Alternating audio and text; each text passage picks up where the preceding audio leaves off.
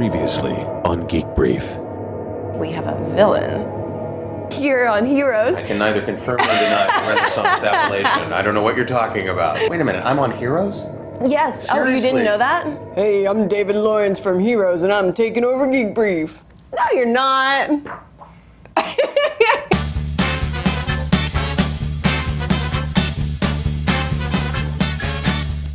Tell me about being a villain on Heroes. That's got to be kind so out of the blue. It's like, I got a call one day in June 9th, if you must know.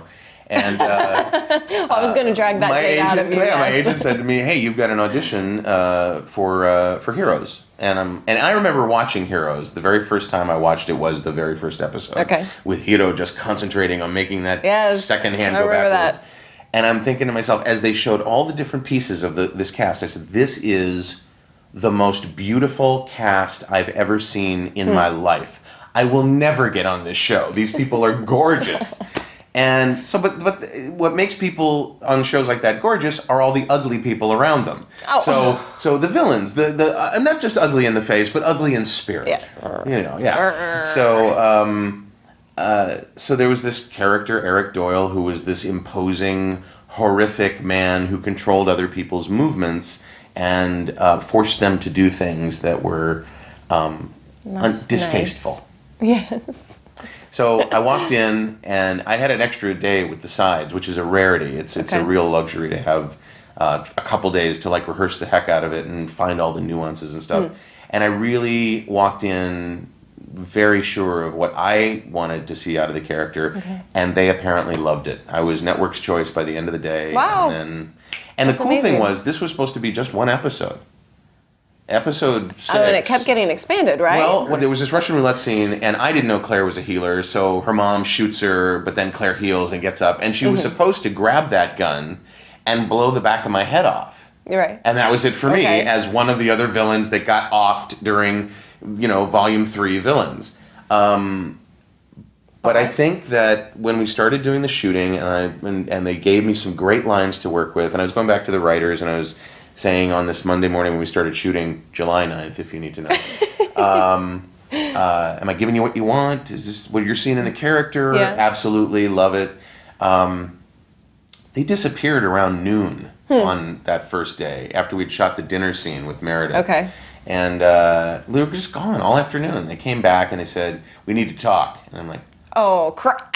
"Oh, I didn't just get fired, did I? Oh, This that would be can't be horrible." good. So they show me these new sides that they have, this new script, and I'm reading through it, and believe me, I know this script.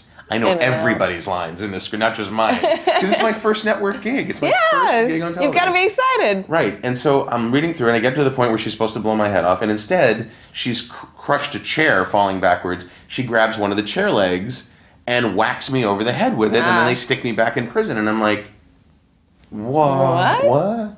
And they go, "Oh, we like you. Oh, that's We so wanna keep cool. you."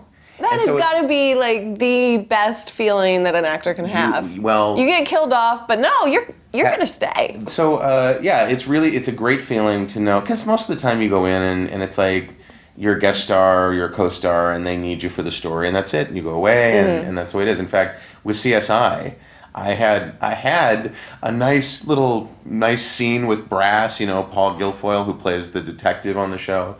And they pre-lapped almost all of my dialogue over the last scene. Oh. So I'm not even on screen for like a half second, and I can't use it on my reel. Oh, no. But it was great to be on CSI. Yeah. It was, it was like one of those things. But this became, they called me back to reshoot a scene in the debut episode for the season, and then they started to expand his storyline, and now, I don't know when this is going to be released, but on April 20th, this week? Mm-hmm. Okay, so on April 20th, the third of the 3 NBC-produced webisodes for Heroes, because they have this webisode series, Going Postal and The Recruit were the first 2.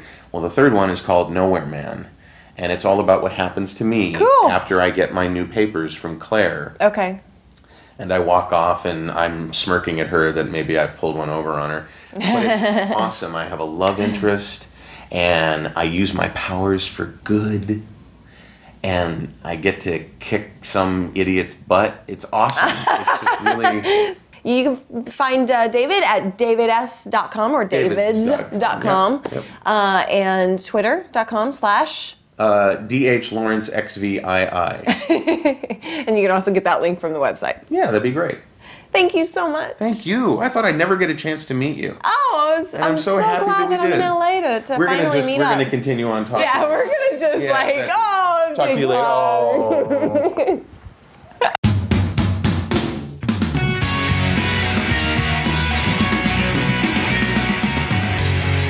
That and having a secret internet girlfriend, those are the two best things that an actor can have. Secret internet girlfriend, do tell. And you hang out and you talk? We do. Do you do video chats? No. No, I've never seen you've her. never seen her? But you know told she's me pretty. what she looks like, and I believe her. Of course you do.